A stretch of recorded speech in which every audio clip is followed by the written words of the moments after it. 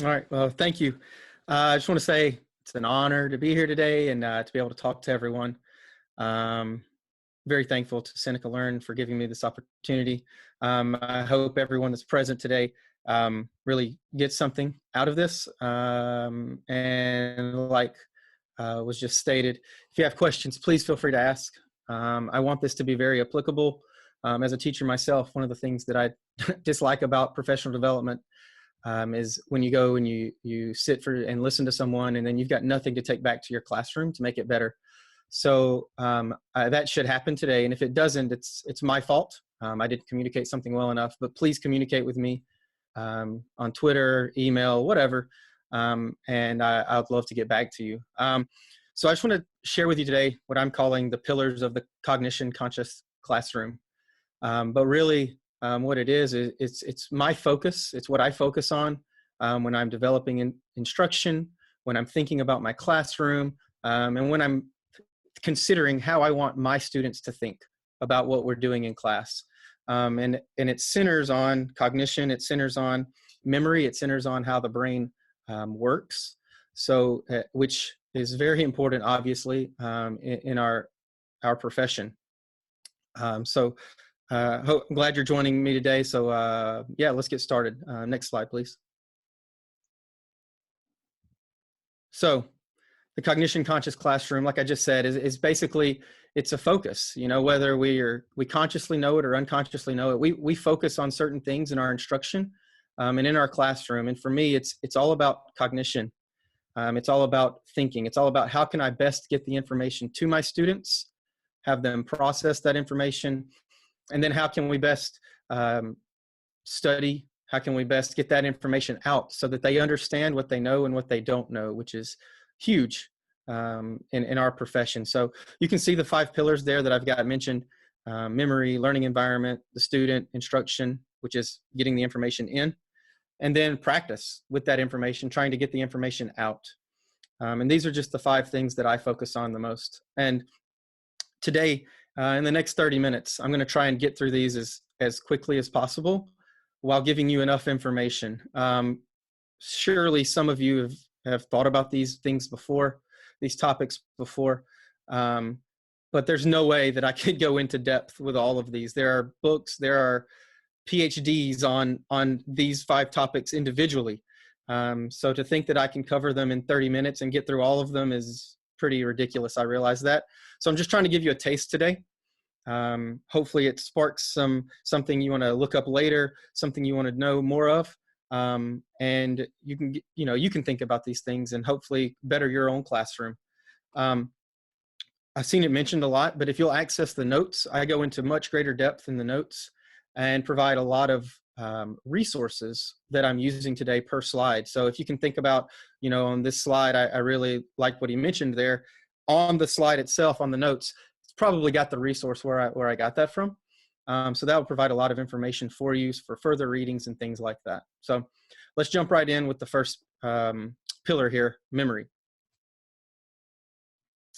So this may look quite daunting to you. This is from Atkinson and Schifrin. This is their Multistore model of memory. And speaking on this pillar, and I've got it as pillar number 1 because I think it is incredibly important and is often overlooked. I'm not sure about you, obviously, but I know in my trainings, in my education, in my teaching certificates and things, I've never had a class on memory. I've never had a class that kind of took a dive into how the brain works, at least how we believe it might work, or theories on that. That's a vast oversight to me. If we're in the business of teaching students and trying to get information to these students so that they can build upon it and make the world perhaps a better place, right? How are we not being trained, at least somewhat, in how our brain works and how memory works? So I've got this as pillar number 1 because of that. Because so few people experience this. So if you look at this from left to right, you've got input of stimulus on the left, and what we're trying to do is move all of this to the right side here, get all this information into long-term memory so that they can access this later and use it in more classes and so on and so forth. But if you start on the left side, the input is just how the information gets to our students, right? How they sense the information. And most of the time in classes, that's going to be either audition, right? They hear it, or it's going to be visual, they see it. They're either listening to me, they're listening to other students, or they're seeing what I put on the screen, right? Or what I write on my board. So that's the sensory part of it, getting the input to the students. Now, they may sense things, but just because they sense it does not mean they perceive it. Right now, whatever you're paying attention to, whatever you're listening to, whatever you're seeing. So if you're looking at the word sensory memory, right, that's not all of the sensation that your eyes are taking in. Your eyes are taking in information in your periphery, right, and other things. You're just not paying attention to them, right? So just because we sense it doesn't mean we've perceived it. So after we get things into our sensory memory in class, which is one hurdle to memory, we've got to pay attention to it, right? So whatever we're paying attention to has the ability to get that information into our short-term memory. Another term for short-term memory may often be called working memory, right? May also be called working memory. Two important aspects of working memory, just to cover really quickly. It is limited in its capacity. How much information can be held in working memory is very limited. Depending on what research you look into, somewhere between maybe 4 and 7 or 9 bits of information. Again, depending on what research you're looking at and how you think about it. It's very limited.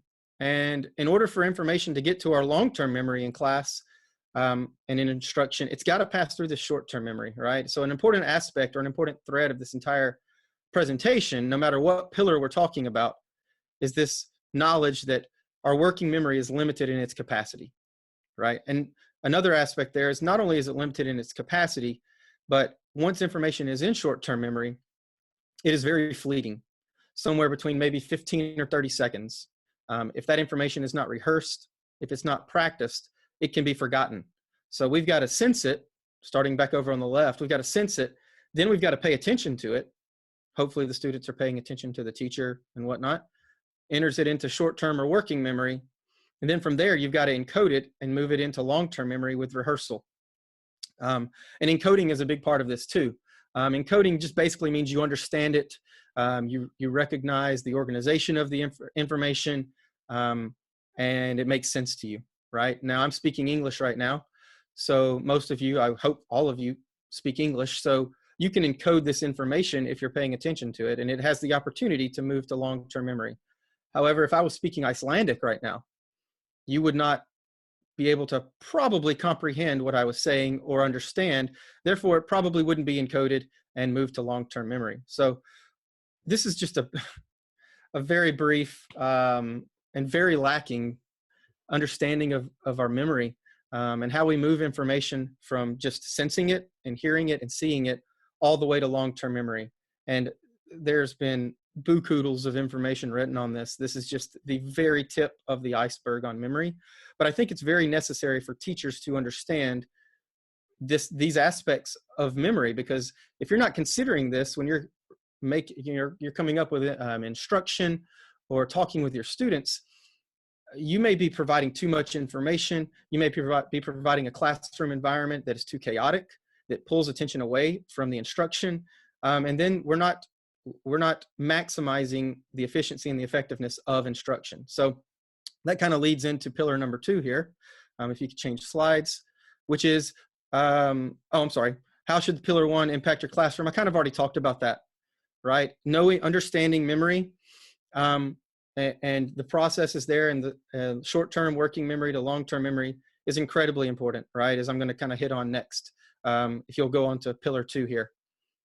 So, which is the learning environment.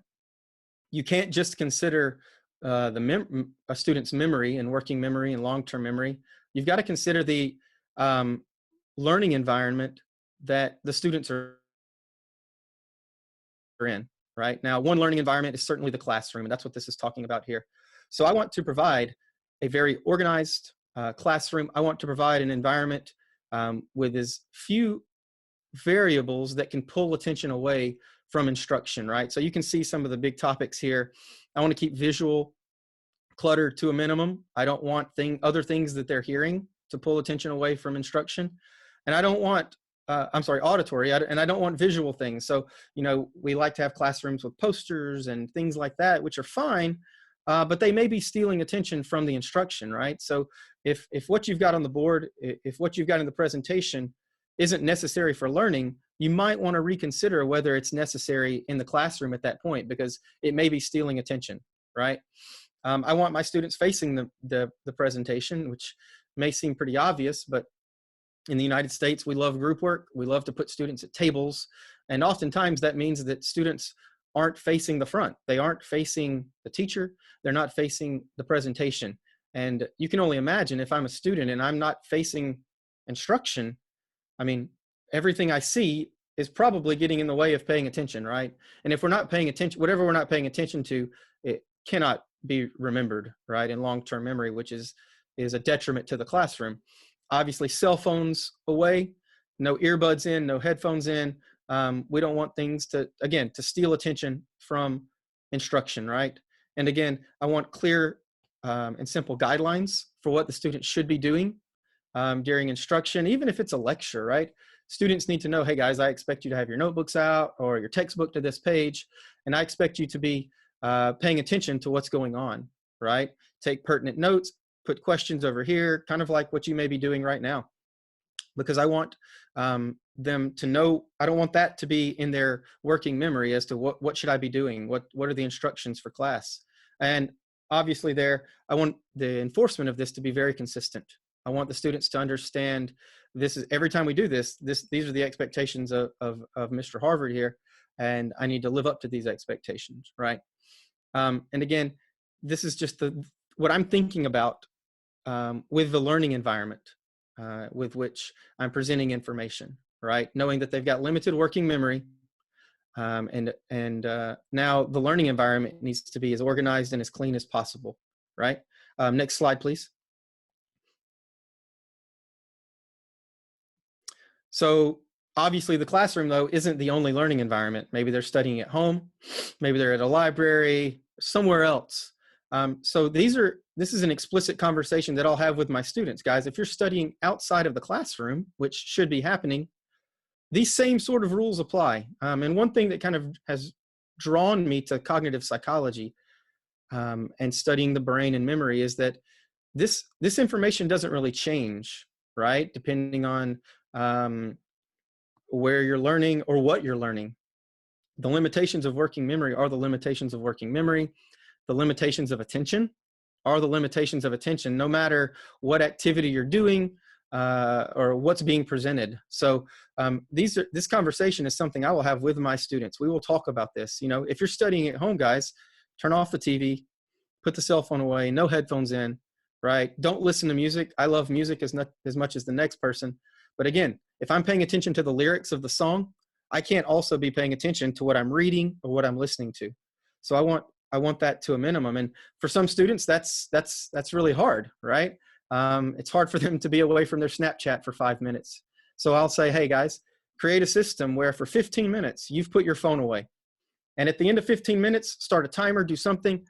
At the end of 15 minutes, you got 5 minutes with your phone, right? But for 15 minutes, it's a clean environment and you can focus on the task at hand.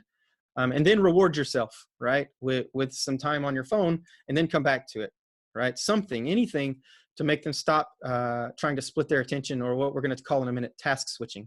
And I realize that at home and outside the classroom, sometimes our students have very limited ability to have control over their environment, especially at home. You know, they may not be able to limit their siblings' involvement, right? But as much as possible, you know, I want my students in a room that's quiet and in a room where they can focus on the information, right? And you can see that quote down there at the bottom. Anything in your environment that takes your attention away from the material is going to be hindering that learning, right? So we want to minimize that in the cognition conscious classroom, right? Whether that literally be the physical classroom in a school or at home, all right? Next slide, please. So oftentimes I'll hear my students say, but I'm a good multitasker, right? I can do more than 2 things at once. And to that I say, no, you can't. You may be able to do 2 things at once, but you can only consciously pay attention to 1 thing at a time. You know, they may be able to walk down the hallway and have a conversation with their friends, but they aren't consciously thinking about the movements of walking. That's automatic to them, right? So you can only consciously give your attention to one thing at a time. You can't do two things at once. And I kind of use the example of a person riding a bike, right? And when a person's riding a bike, I kind of see it this way. Their attention needs to be on two things at least, but these two things at least. They're either paying attention to the handlebars and steering which way they're going and controlling their trajectory, or they're paying attention to the physical moving the pedals of the bike. And I have 3 children, so I'm kind of experienced this. But what you'll see is that you can almost physically see them task switch, right? Between paying attention to the handlebars and the trajectory of the bike. And when they do that, oftentimes what happens when they're novice cyclists, they forget to pedal, right? And then you can see them almost switch back to, oh, I need to pedal. But when they're focusing on their pedaling now, they've lost track of, I need to also be paying attention to the trajectory and the handlebars and which way I'm steering. And that causes novice cyclists or kids just learning to ride the bike a lot of trouble. And what oftentimes leads to them becoming better cyclists is that one of those situations becomes automatic, right? Either the pedaling becomes automatic, which is usually what happens, and they know to pedal all the time, and then they can just focus on which way they're going, and they can focus on the handlebars and the trajectory of the bike. But until that happens, they're trying to task switch back and forth between those two things, and that causes a lot of problems for them. And it doesn't just apply to riding a bike, it also applies to learning, right? Again, I've already hit on this a few times, but if you're trying to pay attention to your cell phone while also trying to pay attention to your notes, while also trying to pay attention to a YouTube tutorial, you can't do that. One of those things is your focus. And if you're paying attention to other things, you're task switching. And Dr. Jana Weinstein-Jones, who used to be one of the learning scientists, did an interesting, very simple experiment in her classroom with this. And if you'll go to the notes, you can see a link there where she did this with just counting to 26 and then saying the alphabet from A to Z, and then trying to task switch between those two things. And you can see that not only did it take much longer, but there were more errors because of this. Very simple, and I would highly recommend you look at that resource. So the learning environment needs to be clear. It needs to be very organized for students to pay attention. As much extraneous information that is not relevant to learning needs to be gone, basically, right? Okay, next slide, please. So the third pillar here is the student. Obviously, we need to consider the student. And for the most part, our students are novices. I know that when the students walk into my classroom, they don't know a lot about psychology. They may have heard the name Sigmund Freud before. They don't know what he did, but they've heard the name, right? But that's about it. So every day, my students are encountering information that is brand new. And I need to treat them differently than if I'm talking to people who have a grasp of this information. The term here that we need to consider is what's called a schema. Schemas are basically, it's kind of how your brain organizes information. And if you've got a very complex schema on a topic, which you probably do for the topics of your instruction in class, you understand how all those puzzle pieces fit together. So if I'm talking about Jean Piaget and his theory of cognitive development, I can see the big picture. I can see the full puzzle of that entire theory. But when I'm instructing my students on this, every step, every stage of that theory is a new puzzle piece. And I can't present it to them as the entire puzzle, right? I've got to present it a puzzle piece at a time, right? And then create ways to connect those puzzle pieces so that when I'm done talking about that theory, they see the entire puzzle, right? It's easy for us in our areas of expertise to step back and see the entire puzzle put together, all the pieces fit nicely. But our students don't see that. They don't see how the puzzle fits together because they are novice learners, because they don't have developed schemas on that instruction. And for more work on schemas, I highly recommend looking at Dr. Efrat First.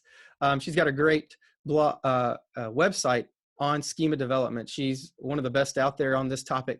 I highly recommend looking at it. And just before I move on, this chart here on novices versus experts comes from a great book How Learning Happens, which is a brand new book, which I highly recommend. So yeah, the student, knowing that I need to treat them as novice learners. They're experiencing this for the very first time. And every bit of information that I present to them is going to be tasking their working memory, right? We know it's got a limited capacity. So I need to think about that in the cognition conscious classroom when I present my information, right? Pillar 4, or the next slide, please. So getting to actual instruction. How am I going to get this information to my students? Getting the information in, okay? I've got to be very aware of that, knowing that they've got limited working memory. They're novice learners, so they're experiencing this information in a different way than an expert might. I've got to think about how I present my information, right? I want the learning environment to be clean. I want it to be organized, free of as many visual and auditory disruptions and variables as possible, right? So even my instruction needs to be very clean and very organized, right? I want, and you see that down there at the very bottom of the slide here, I want the knowledge to be the main attraction of the lesson. I want that to be the thing they remember, not some cool graphic I put on my slide or anything like that. I want the knowledge, the material they should know to be the main attraction. So I don't want other things detracting from that, right? Instruction needs to be simple. It needs to be organized, at least the first time we're going through this. Now, I'm not saying that every lesson has to be this way. You want your students, after you get that information in, to use it, to apply it. So maybe in days after introducing novel information, maybe we do want to get into groups. Maybe I want them working in different ways, which will cause discussions and things like that, and working different ways with the information. But with the initial input of this information, I want it to be super clean and organized. And like I said, I want the knowledge to be the main attraction, because if it's not, they may be paying attention to the wrong things, and they may be processing information that is not necessary for their understanding of a particular task or a particular concept, right? So as much extraneous material gone. I want directions to be at a minimum and super clear and organized. And like I said, visual and auditory cut down to a minimum, so they can pay attention to the one thing they have to. And again, they can only pay attention to one thing at a time, right? So I want it to be as clear cut as possible. Next slide, please. So practice. So I've considered my students' memory. I've considered them being novice learners, the learning environment, how I want to tailor my instruction a bit. Now I want to practice. And unfortunately, this is one of the most overlooked aspects of the classroom, much to the detriment of learning. I want to know, and I want my students to know what they know and what they don't know. And the only way to do that is to practice, right?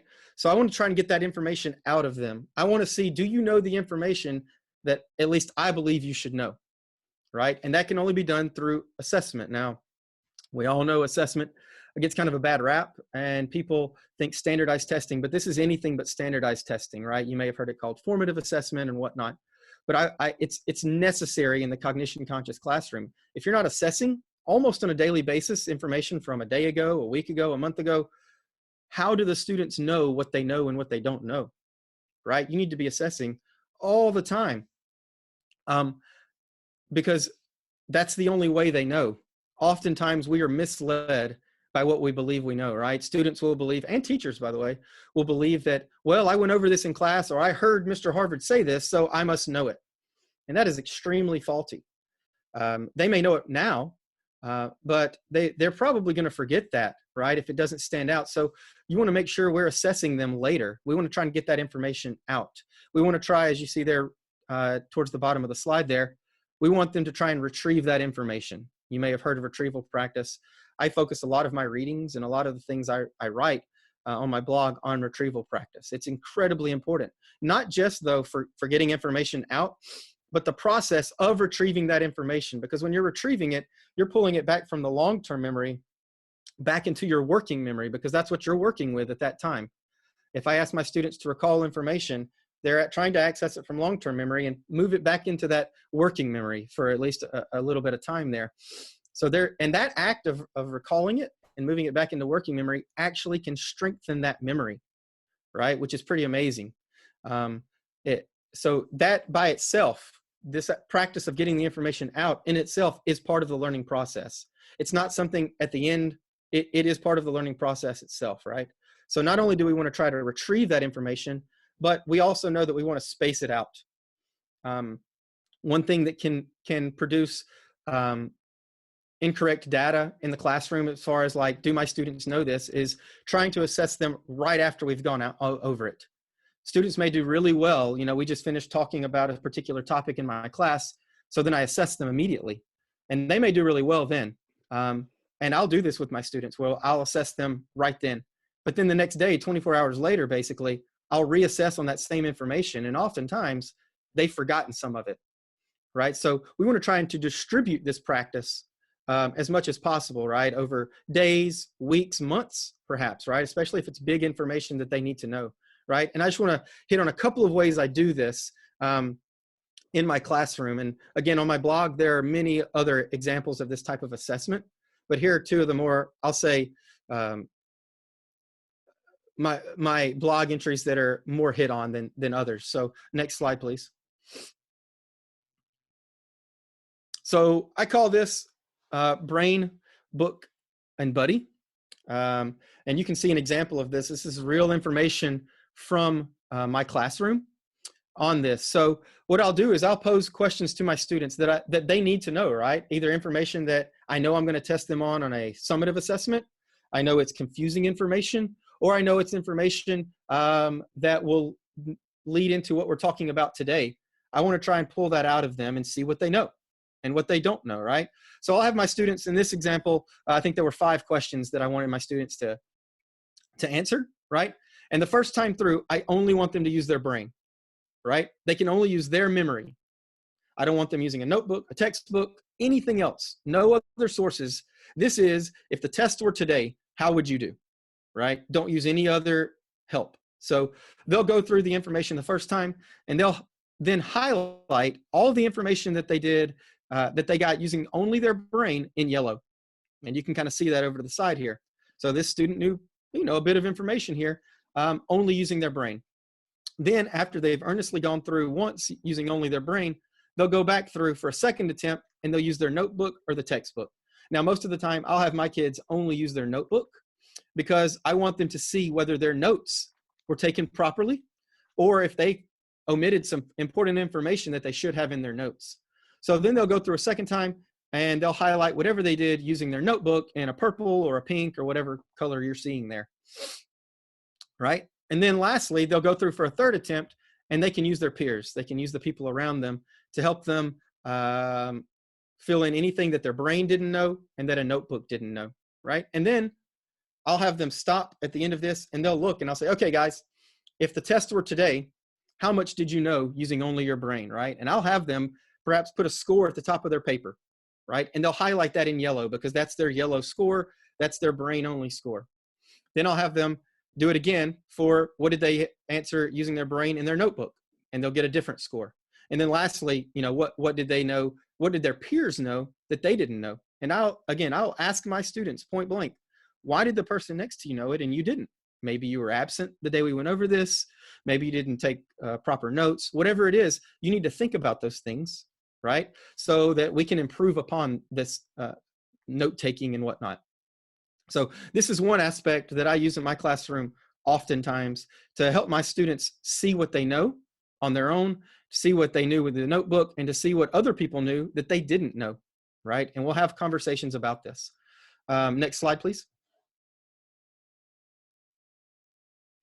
So using that brain, book, and buddy, right? What's great about that strategy is that you can apply that brain, book, buddy over a host of different types of assessment.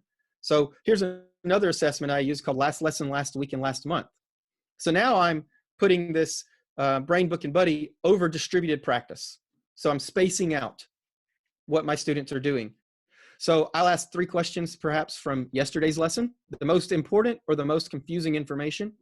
I'll ask 3 questions from last week, and then 3 questions from perhaps, around a month ago. And what's amazing about this is if the students can see a thread that led from the information we were doing last month, how it led to what we were doing the last week, how it led to what we were doing yesterday. And then we kind of can think about, well, how do you think it's going to influence what we're doing today?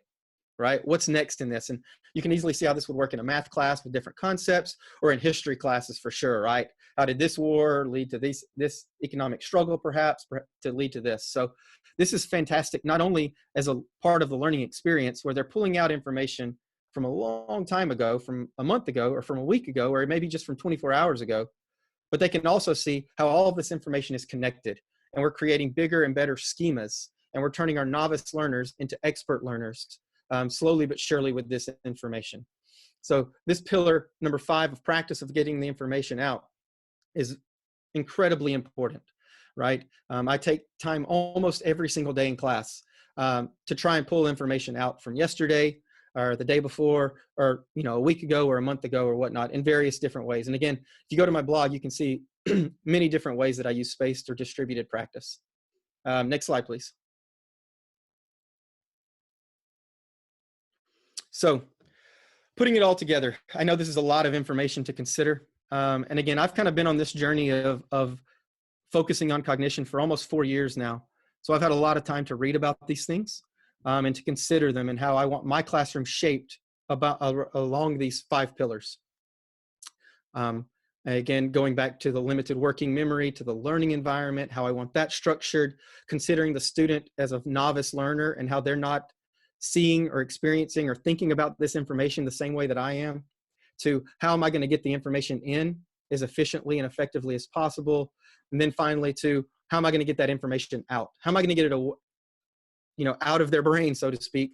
And then what are they going to do with that? How are they going to tailor their structure of their studying on knowing, well, here's what I didn't know from today that I should have known, and can I look at that first? Can I study that first? Can I retrieve that information first before I focus on other things? So, and again, I know it's a lot to consider. Hopefully just a little taste here of these different topics. And again, if you go to the notes, you can see a lot of other resources. And if you'll write to me or email me, I can give you many other resources on this. I love, for some reason, to read a lot of journal articles on these different topics. So I can provide you with a ton of information if possible. So next slide, please. So thank you. You can see my contact information down there at the bottom. And like I said, I hope you got something out of this, something you can take back to your classroom, probably a virtual classroom if you have that tomorrow, but something you can use and tailor to your classroom. Feel free, please, to use all of this and modify and accommodate it as much as possible. It's to better learning for all. So thank you so much. Hi, thank you so much, Blake. Can everybody see me and hear? Yeah, I guess so. That was really good. That was very good. People loved it. They said the ideas were great. So stick around. People don't go yet because we're going to have questions now. So when Blake was speaking, hello. Can you put your mic down. There, of course. Ah, there it is. That's it. There you go. I was drinking my tea and I didn't want to get it on the microphone. Great. Cool. So there are lots of questions now. Sure. Some of them about retrieval practice. So you mentioned that you do it almost daily, if you can. Are you still able to cover the whole curriculum? Because some people said that during retrieval practice takes a lot of time of the lesson and then you can't do the new content. So how do you deal with that? No, yeah, that's a great point. I am able to still cover everything. Again, I'm an AP teacher, so I have to. But retrieval practice doesn't have to be this extensive thing. Another example that you get a lot, or an example of retrieval practice, is just a brain dump. My students will walk in and in 5 minutes, I'll say, get out a piece of paper and tell me everything you know about this concept. And maybe it's something we talked about yesterday. And they're just trying to filter out any information they have, right? That they have on that topic, whatever it is, right? And then that can easily turn into a real quick discussion on, okay, well, turn to your partners around you. What did they get that you didn't get, right? Maybe write those things in, and then to a whole class discussion on this main topic. And in 10 minutes, we've covered everything, right? Maybe a big topic of a concept that they need to use today that leads into today. and very quickly. This retrieval practice, that's a great point. Retrieval practice doesn't have to be this extensive, I've planned this out, and it can be spur of the moment. Tell me what you know, right? Very quickly. It doesn't have to be something extensive. Dr. Pooja Agarwal with Retrieve Learn does a phenomenal job of putting out all types of different guides, but also little tidbits about how to do this very effectively. So that's a great source to look up. Great. There were some questions about differentiation. So if you have students with special education needs or students from different backgrounds, how does that is embedded on the 5 pillars? Yeah, again, yeah, it's a fantastic question. Because obviously, even talking about the novice to the expert, some students are more novice than others. And I don't mean in ability, I just mean in their knowledge, how much they know. So embedding that is one of the things that I struggle with the most in my classroom. I'll just be honest with you, the differentiation there. Yeah. But I will provide notes early.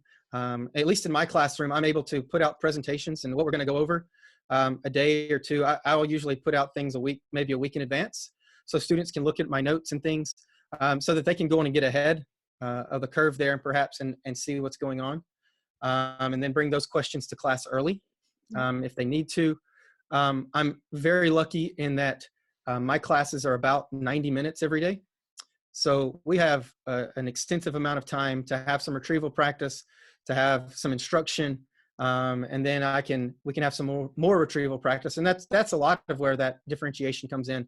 During the retrieval practice, when I'm walking around the classroom and seeing what my students are getting and what they're not getting, being able to take a few moments to spend with them to see what they know and what they don't know and why did they miss it, and to help talk through those things.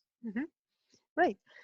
There was some discussion in the chat about subjects or topics that are more skills-based or creativity-based. Do you think those things that you mentioned, they apply to arts and music lessons or science practicals? Sure. Yeah, I do. Definitely. I know, I realize that my focus is very much foundational, get the knowledge to the students. I realize that. And that's just the focus of the topic today. I'm not saying creativity is bad. I'm certainly not saying creation of different projects and things. It's not bad, but it's very, very difficult, and some would say impossible, to be creative if you don't have the knowledge to be creative. Yep. Or to create something worth something, to produce a product in class that's worth something if you don't have that base level of knowledge. So I'm not trying to say that any other that creativity or that's bad, or that knowing about different types of skills are bad, but you've got to have the knowledge to use those skills to create those things. So this is the kind of the base level, or if you want to think about it this way, knowledge is kind of like the foundation of the house we're building. And you've got to have that foundation before you can build up the house any further. Yeah, agree completely. There was also questions about images. You mentioned something about reducing visual stimuli, Sure. but can't images be good sometimes? Or how do you make good images? Sure. Yes, I'm not saying that images are altogether bad. Yeah. But when I consider putting an image on my slide presentation or on my board, I want it to have an instructional value. I don't want it to just be up there because it's pretty, right? I want the chart, right, to help to instruct my students into some further knowledge, or I want it to be something that can help my students to visually organize the information, right? Just having an image up there to have an image up there doesn't really help in the learning process. And like I said, it can kind of detract from that, right? So I just want to make sure my images, anything I put on the board, to be instruction based. Yeah. I want it to be part of the knowledge they need to gain. Yep. They're also talking about dual coding, which is an important thing when you are creating images as well, right? Sure. Yeah, that's an important part of, if you get beyond Atkinson and Schifrin, there are obviously other theorists out there of memory, and in short-term memory, encoding visual information versus auditory information. And I just didn't have time to get into that today. Yeah. But there are resources in my notes that go into other theories there of memory. Yep. With that. Yeah, dual coding's very powerful. Yeah. Obviously, Mr. Oliver Caviglioli does a fantastic job with that. Highly recommend his website and his books that he's written. Yeah, and he is actually going to be a speaker on our Teach Meet in 2 weeks. So join again in a couple of weeks to hear. I want a ticket to that. Definitely. Yeah, I'll give you. Sure. Okay. There was a question that you covered there a little bit, but if you can talk more about what we're doing today with distance learning, because obviously you cannot control each person's environment in their own house. Correct. So how do you involve parents? Do you talk to the parents so the parents help create a good environment for the students in their homes? Right. Yeah. Well, I think that's kind of a next step I need to take, put something out there for the parents themselves. But yeah, we're in very, I'll say unique, whatever term you want to put there, times for instruction in most places around the world. I haven't seen my students in almost 2 months now. And I'm not sure whether I'm going to see them for the next 2 or 3 months. It's kind of up in the air. But this information on the learning environment, right, is extremely important. And retrieval practice. And hey guys, I know you may have seen the video I put out, right? And you watched it, but make sure you're answering the questions on these and trying to retrieve that information using only your brain. Right? Or did you use your notes and what? I mean, all of this is applicable. And I kind of hit on this earlier. The cognitive psychology, it applies no matter where the classroom is or what you're learning. It is not specific to a subject. It's not specific to a setting. Mm-hmm. So all of this applies, whether it's online learning or not, like how the brain works best and how memory seems to work best is the same. Yep. No matter what. Yep. There were also questions about learning environment with the effect which I've read some articles about that as well. If you are learning in an environment and then you're being tested in the same environment or a similar environment, that helps your performance. It can, yes. Does that happen in school as well? Do you take that into account when you setting up your classroom? So there's some conflicting, I would say, research on this, actually, which you can say that term for just about everything. There's conflicting research on it. I've actually been reading a lot of Bjork lately on this, where he kind of hit, or he and she, they're two doctors out in California, kind of hit on actually studying in different environments may create different kind of information that is stored with the memory, which actually might help you to remember. So, yes, studying in the same environment may help. I think the jury's kind of still out on that, whether you want to study in the same environment every time or differing environments, because when you're encoding this information, I'm not only encoding the words that I'm reading or what I'm hearing, I'm also kind of encoding what's going on around me in the environment, right? And what the particular paper I'm reading on now, Bjork kind of hit on that if I'm studying it in multiple environments, when I try to retrieve it, I can kind of cut down on the extraneous information, and I can pull out only the important information that's seen in all three of those environments, which may actually make it a stronger memory instead of I study it in the same place every time. Yeah. Okay. That's interesting. I'm gonna ask you for those links later as well. Sure. Also about learning environment, is there any difference between, you teach AP kids, which is the equivalent of A level, sort of, so older kids. Sure. Yes. Yeah. If you are a teacher of young kids, 5-year-olds, 6-year-olds, do you also want to have the same clear environment, or is it important to have some more color? Right. So I consider myself much more of an expertise on the upper levels. Yeah. So I'm a little bit out of my depth here, and I freely timings. I thought this one was 3:30. Can't see anybody with the mic on, so I don't know who this person is, but anyway. That's right. So I freely admit that I'm kind of out of my depths here. But again, certainly the brain of a 5-year-old isn't quite as developed as an 18-year-old. Yeah.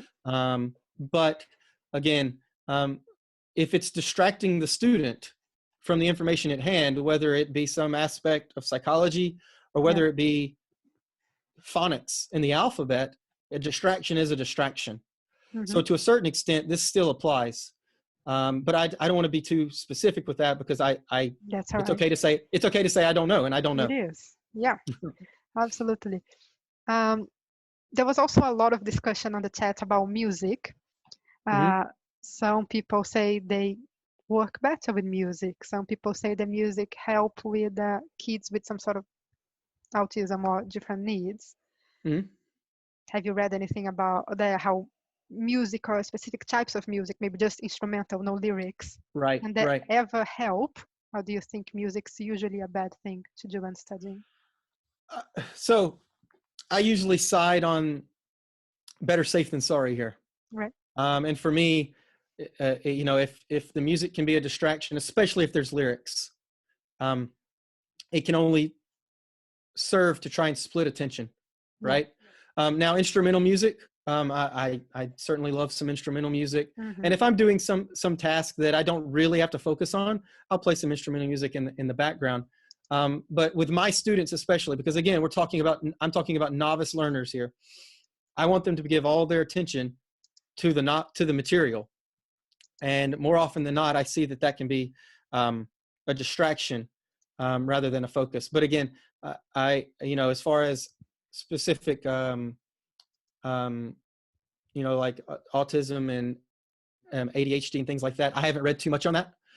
So I'll freely admit that I don't know. That's not a problem at all. It is an interesting topic. Of course, definitely. Yeah, maybe we should all read more about that. Also about learning environment. I'm just reading out loud some questions somebody made. We have posters with keywords and scientific definitions. Would you advise against having those on the walls, or are those all right? No, that is extremely instructional. Okay. Especially if you're talking about scientific, you know, if you're whatever, I don't want to pull out a topic, but if you're studying something scientific and those are base words and base definitions that they need to know to understand what you're doing today, please leave those up there. Because again, we've got limited working memory. And if a student's focusing on this very basic word and what does this word mean, they can't also be paying attention to the more complex concept that you're discussing. So if they can have a look at this word and definition and then say, oh, that's what that means. Okay. Then they can move on. So yeah, I would definitely leave that type of information up. Great. Yeah. So we talked about how important or how little trainee teachers hear about those things usually. I think we all agree that that's very important. Do you think it's important for pupils, so students, to know about those things as well? 100%. Yes. There's no doubt about it. I mean, how could this information hurt them? It can only help them to realize what they think a learning environment needs to look like for the more efficient and effective learning. Understanding working memory and long-term memory and how to assess themselves so that they know what they don't know, right? And what they do know. Of course, 100%. This needs to be something that's getting to students as well as teachers. Yes. Yeah. Do you have any advice on how to teach students about that, even if you're not a psychology teacher? Yeah, I'm very lucky in that this is part of my curriculum. Now, I dive into it a little deeper than I think I need to for them, but it's definitely part of my curriculum. So I have to talk about models of memory and things like that.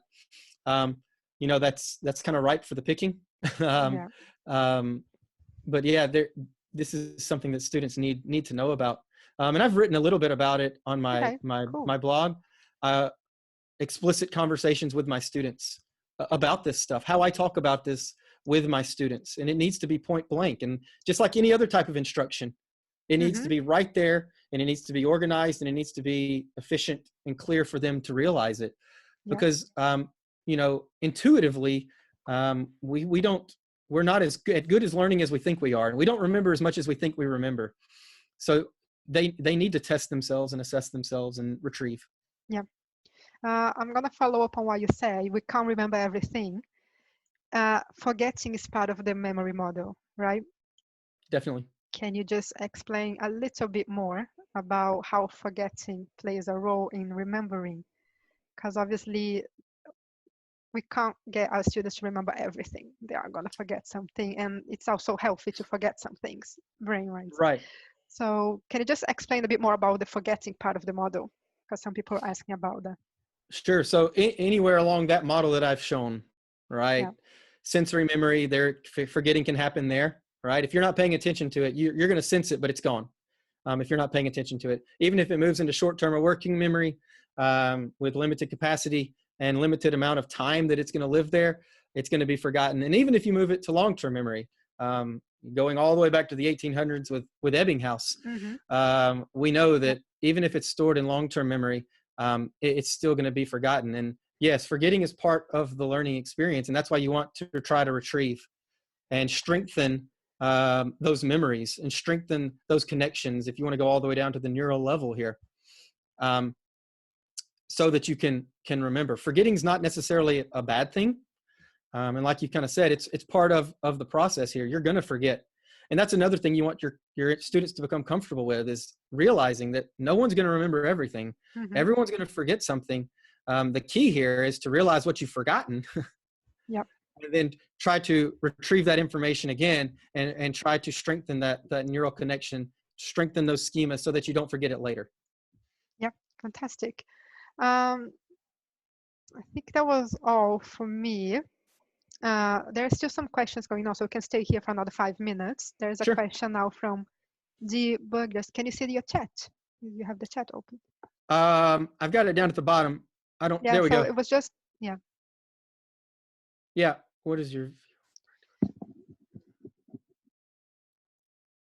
So I guess using models, concrete models. Yeah, I've done a little bit on this. It's called on my blog called Concreteness Fading, which I actually got from the speaker last week. Okay. If you access that, of talking about that, of going from more concrete subjects or concepts to more abstract. I believe you want to start much more concrete with them, with students, especially with these novice learners, and then move to the more abstract and the more application of it. I think that's kind of what he was asking. I can kind of see it. But I definitely, when I'm talking in my class with my students, I want to start more concrete with information, and then with time move to the more abstract with them, depending on the topic, of course. Yeah. I have a question that I ask to all speakers. If somebody's new to cognitive sciences, or somebody's still doing their training, or somebody's an expert teacher, but they just don't know much about that, what do you think is a good starting point? Because obviously there's a lot. There's infinite things that you can learn about that topic. What would be a good starting point? So I would, so if I'm thinking about things to apply in my classroom, yeah, I would start out with researching retrieval practice and distributed practice. Across decades of research, those two strategies, I'll say, have proven to have very powerful effects on learning. So distributed or spaced practice and retrieval practice there. And some good people to look into are the learning scientists. Retrieve, learn. Gosh, I know I'm going to leave people out and I hate it. Mr. Caviglioli with dual processing or dual coding, sorry. There. There's a lot to be had. And a lot of researchers you can dive into: Karpicki, Agrawal, Bjork, Roediger. And you can dive as deep as you want and get as far into this hole as you want, where you forget what you're even thinking about and learning about. But it's something that I'm very passionate about. Yeah, that's great. Do you have a list of people easily? Do you have a blog about that? So I've got one. So I've got one of my more recent blogs is on 5 essential reads for teachers. Okay, cool. And they're articles, and you'll get a lot of the people I just named there. 5 articles that I think every teacher needs to read, and I think all of them are like around 10 pages or under, and they're very applicable to the classroom teacher. They're not as technical as far as reading a journal article, as far as T-scores and all these different types of terminology that you may Yeah. not be familiar with. Mm-hmm. So I highly recommend that blog. But then I've also got one that's called, I think it's called Thank You. And it's just to people who early on gave me information that kind of led me down this path. Yeah. So if you'll go to my website there and search those two blogs, you'll get, number one, 5 articles. And actually, it's more than 5 now. I think I've had people who've written to me and said, hey, this is a good article too. Yeah. So I think it's up to like 9 now. Good. And then the other blog that's like just a thank you to people who have helped me along the way and have given me some clear guidance. Yeah. Yeah. So before we finish, there's one more question from Natasha. Do you have an advice to NQTs that are starting out? So that's newly qualified teacher. I don't know if you have the same wording in the US. Yeah, and like I said, I've been kind of focusing on this for many years. So, I would start slow and just realize that I still get overwhelmed with all of this information myself. Because I'm very passionate. I want to do what's best for my students. I want to do what's best for getting information into my students and then out. Yep. And I still get overwhelmed with it. So start slow, start simple, start with retrieval practice. Start with basics of memory, and then kind of grow from there. Yeah. Oftentimes I'm reading a journal article and I see 3 or 4 other articles that I want to read because of that one. And I have to try and keep up with that, but don't get overwhelmed by it all.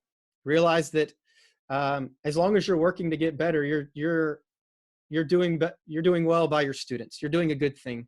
Yep. And don't get overwhelmed by it, and just realize that we're all in this process of learning about this, because nothing's set in stone. Yeah. Nothing works all the time. Lots of conflicting research, like you said, about everything. Conflicting research, right? So Yeah. you just got to read and figure out what you believe is best, and then go from there. Yeah. Yeah. Sounds good. I have one more question actually before we finish, because I like that question. How important do you think it is that every teacher in the school follows the same retrieval practice ideas or structure? Does it help the kids that every class they see the same style of? So I see some positives and negatives there. Yeah. Positives, I think, of everybody, if everyone used the Brain Book and Buddy, right? Then that strategy students will become familiar with, and knowing how to utilize that strategy would be second hat to the students, mm-hmm. right? No matter what classroom they're in. If all the teachers use the same terminology and said, all right, we're doing a Brain Book Buddy real quick. Yeah. Well, then the students would know exactly what to do there.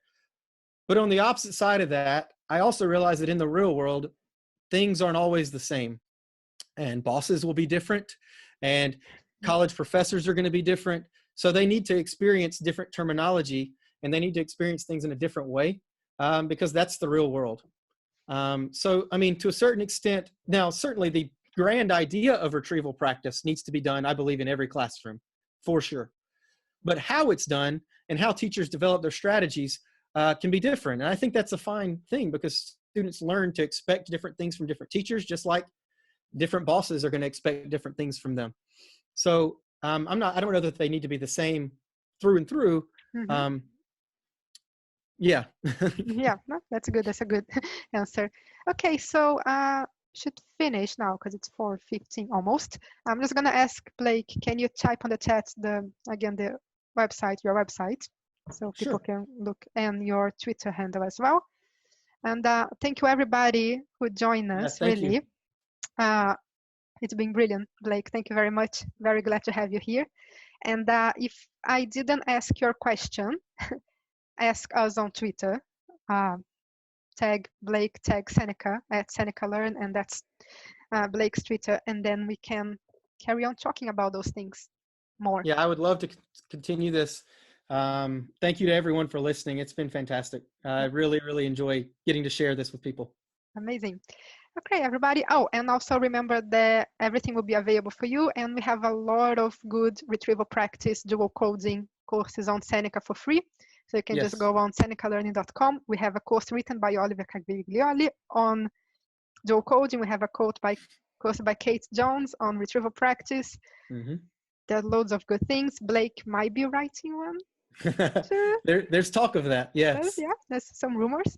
But yeah, that's it. Thank you very much for joining. I hope I can see you next week again with Oliver Caviglioli. Oh, wow. So, thank you. Thank you. Have a good day.